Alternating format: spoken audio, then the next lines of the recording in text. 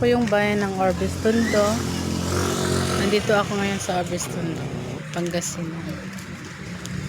Ayan, kabababa ko lang. Medyo natagalan kasi doon kami dumaan sa may San Carlos.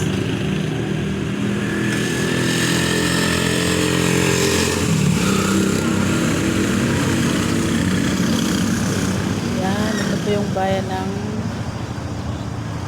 Orbis Tondo, Pangasinan.